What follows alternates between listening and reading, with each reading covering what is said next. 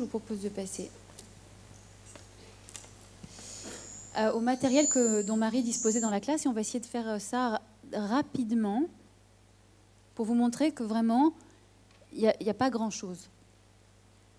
Donc sur cette image, il y a une paire de chaussures séparées pour apprendre à lasser les lacets et apprendre même à faire un simple nœud. En fait, il n'y arrive pas encore.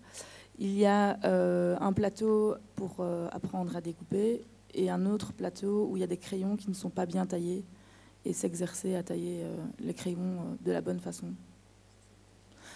Ça, c'est l'étagère des activités pratiques de la classe, pour le moment.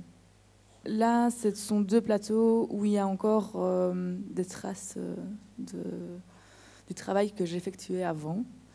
Donc il y a encore des feuilles où ils doivent écrire des I, des O, tout ça.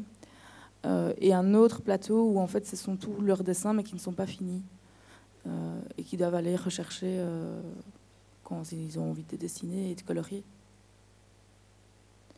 Là c'est le coin, la table créative où ils peuvent créer de manière libre. Avec les petits tiroirs où il y a des pastels, où il y a des feuilles colorées, des boutons, des plumes, enfin, mille et une choses. Ça, c'est le cahier de mathématiques, où donc, ils ont des objectifs semaine à réaliser. Et donc, on a commencé simplement par 10 calculs semaine. Et maintenant, on est à 30, 40 calculs. Et doivent recopier du tableau, en fait. On est passé aussi à la soustraction et à la multiplication. Donc, on voit que c'est au début. Ça, c'est le cahier d'écriture, où ils peuvent réécrire donc, des phrases qui sont écrites au tableau chaque jour. Mais il y a aussi une élève qui a, par exemple, voulu retranscrire un livre qui était écrit en script. Elle a voulu le recopier en attaché. Donc ça, il s'exerce vraiment à l'écriture. Ça, c'est mon coin, mais qui a changé, mon coin bibliothèque, où là, les enfants, spontanément, sont venus déposer tous leurs dessins. Donc ils ont été retirés parce que ça n'apportait rien à part du désordre. Et ils ont été rendus aux enfants. Et la carte du monde est maintenant dans le coin géographie, qui n'existait pas avant. Enfin, voilà. Là, il y avait un semblant de petit coin géo. Et le puzzle de 350 pièces, qui a aussi changé de place. Et ça, c'est l'armoire où il y a toutes les activités autonomes, en fait. Donc, il y a une rangée. Donc, en bas se trouvent tous les jeux de construction. Donc, il y a le château Jujura, et on le verra individuellement par après. Ensuite, l'étage juste au-dessus, c'est les puzzles, rangés du plus facile au plus complexe. Mais le plus complexe se trouve dans un coin spécifique. Au-dessus, c'est Sudoku, Tangram et Katamino. Et au-dessus, ce sont les jeux Smart Games, Domino et autres. Dont le jeu Memory aussi, par exemple. Le Rush Hour, le Mikado. Là, c'est un jeu Smart Games, le Domino. Un autre jeu Smart Games, le lièvre et le lapin. Je sais pas si... Le Sudoku, le Tangram, le Katamino, le puzzle 100 pièces, le puzzle 54 pièces, je pense. Et ça, ces puzzles-là ont été retirés après les vacances parce que tous les enfants parvenaient à les réaliser, donc il fallait passer à une difficulté supplémentaire. Et ça, c'est aussi un espèce de jeu de construction, de perspective, où ils doivent replacer les blocs sur un quadrillage. Le chalet Jujura de construction, avec plan de montage. Le jeu Arden's Toys, enfin le château Arden's Toys. Et les Lego.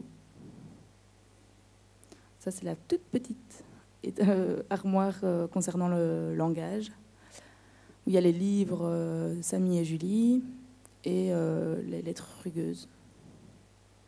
Et en dessous, un panier avec des mots qu'ils peuvent lire et ensuite dessiner pour leur compréhension. Et là, c'est le matériel qui est à la disposition de tous les enfants. Les ciseaux, colle, gomme et autres. Et c'est tout. Et je trouve qu'on devrait, ce serait vraiment intéressant de tester dans la classe, et je vous invite à le faire, les origamis pour les enfants. Depuis janvier, on s'exerce à cela. Sachant que mes élèves n'ont pas une bonne préhension des objets et qui n'ont pas une délicatesse et une bonne motricité fine, on le développe pour qu'ils puissent développer cette compétence. Parce que voici un montage. C'est un enfant de 2e maternelle, donc qu'on voyait tout à l'heure, qui s'est pris de passion pour l'origami, comme je vous le disais, dans la classe à Gennevilliers, et qui au début, faisait les premiers pliages d'un petit livre qui expliquait comment... Je ne sais plus quel était le premier pliage, mais enfin, c'était très très simple, mais il avait beaucoup de mal à plier, et puis il a insisté, il a voulu y retourner, il a utilisé beaucoup de papier, et malgré mon insistance à freiner, il a continué, et jusqu'à un jour, je me suis vraiment aperçue qu'il faisait ça. Et je lui dis, mais qui t'a appris ça?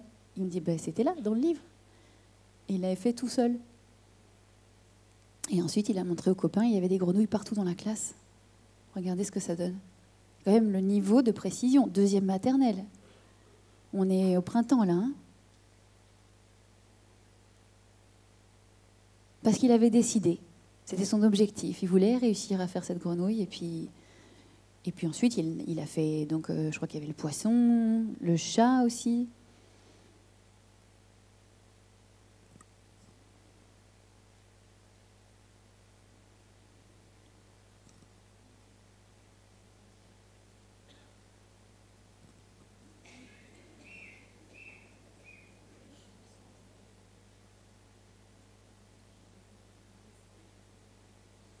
C'est complexe. Hein. Moi, je n'y arrivais pas. Hein.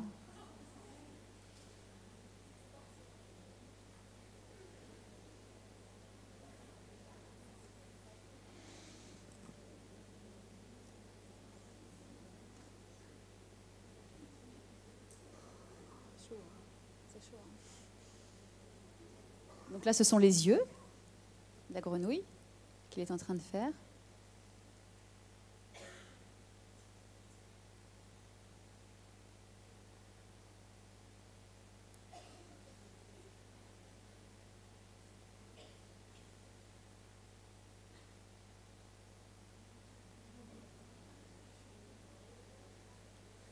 Et tout seul comme un grand, tout du début à la fin. Hein, vraiment, il a appris tout seul.